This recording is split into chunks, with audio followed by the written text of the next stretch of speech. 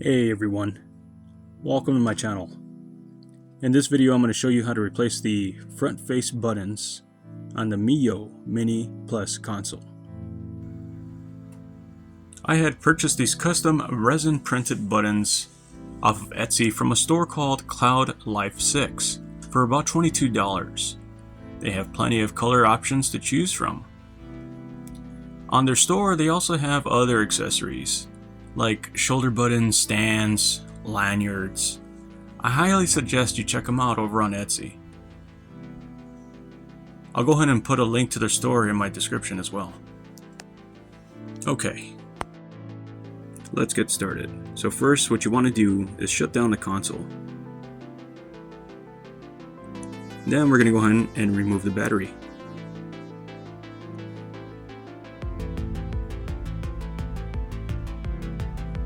Alright, using a small screwdriver or some tweezers like here, you're going to go ahead and unplug the connector from the board.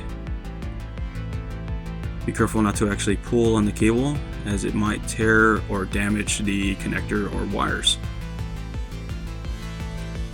Okay, after that, we're going to go ahead and remove the two screws inside the battery compartment. Two screws on the bottom and two screws on the top, using a Phillips number 0 screwdriver. After that's complete, we're going to go ahead and separate the console, starting at the bottom.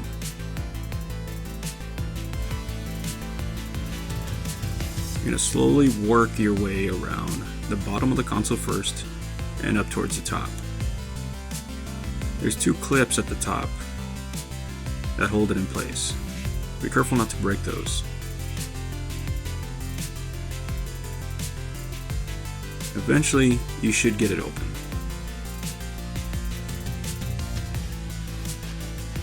Okay, at this point, we're going to want to go ahead and remove the two screws on the back of the PCB. Now we're going to go ahead and remove the ribbon cable for the display. Now very carefully use some tweezers or a tool that's similar to that to remove the ribbon cable. Careful not to rip it, as ribbon cables are very fragile and they will rip easily.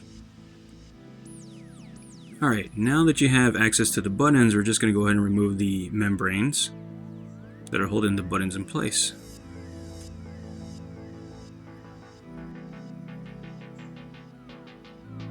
Now using your tweezers or a similar tool, you're going to go ahead and remove the buttons and start replacing the buttons with your custom buttons. This process is relatively easy and straightforward. I find that using tweezers for this process is easy and doesn't require you really moving the console around too much. So just go ahead and continue the process, and soon enough you'll have everything in place.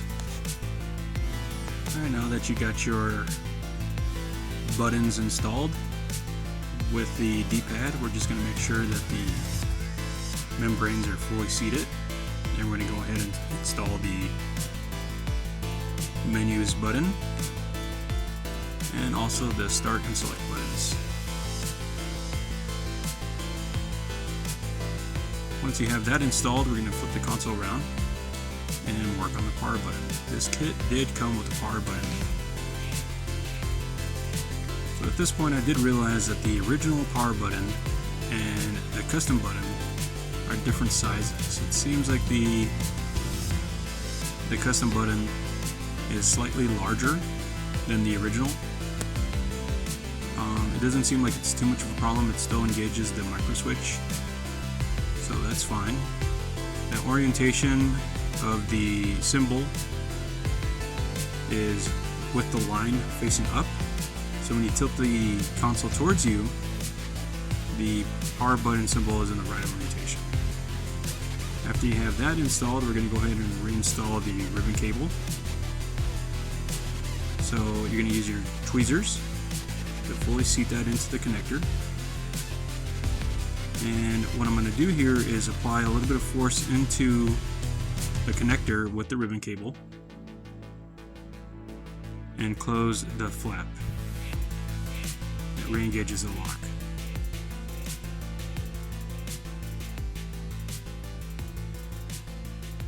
You'll see here that I put some pressure and close the flap. You'll know if you did a good job if you see that white line is lined up with the black flap.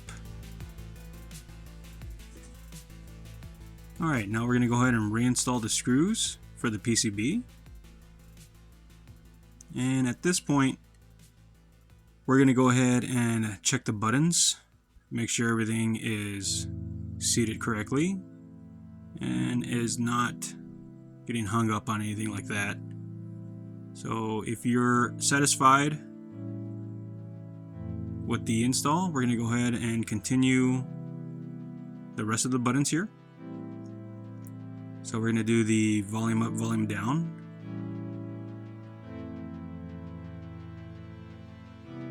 So I'm checking right here to see if they're engaging the micro switches on the PCB, and they feel like they are.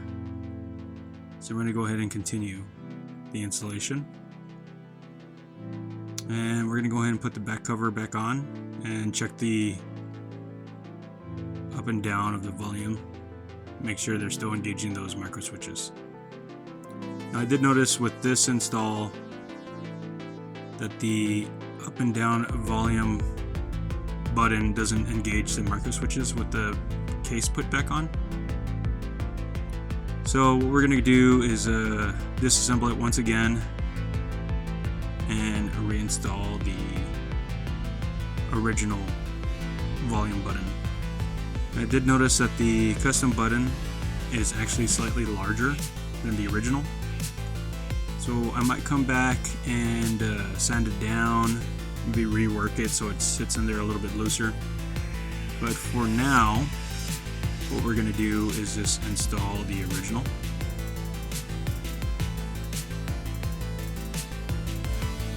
And call that good. It would have been nice to use the volume up, volume down button, but without adding extra work to it, we're just going to go ahead and use the original, which I'm comfortable with. Alright, so we're just going to go ahead and reinstall our screws, starting from the center, from the battery compartment to the outside. And then we're going to go ahead and reinstall our battery connection. So we make sure it's in the right orientation. And we're going to go ahead and use our tweezers to fully seat the connector. Once it's fully seated, we're going to check the orientation of the battery. We want to make sure that that cable is sitting on the bottom of the case, not underneath the battery. Otherwise, you wouldn't be able to close the battery door back on there. Alright, so that's pretty much it with this installation.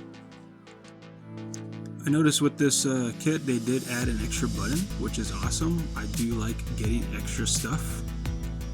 That's perfect, just in case one breaks or something like that. And then they also included a alcohol pad for some reason. I'm guessing to just kind of clean up your console if you left any fingerprints on there. That will clean it right up. Just going to kind of wipe the screen down.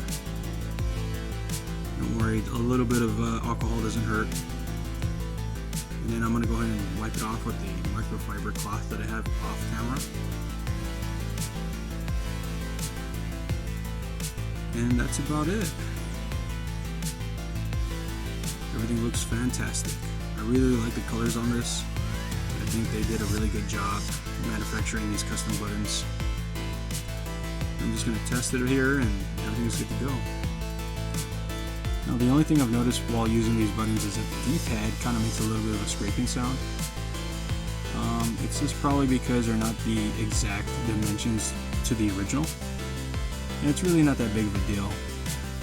I'm sure over time they'll start to wear in a little bit and that scraping sound will go away.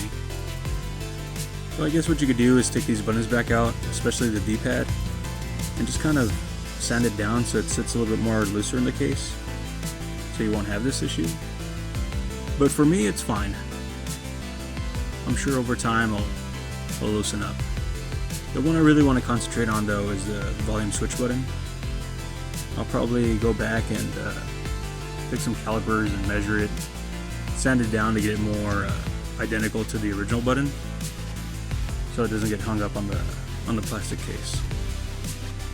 Alright guys, well that pretty much concludes this video.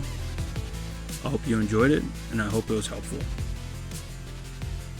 Well, I'll catch you in the next one. Thanks for watching.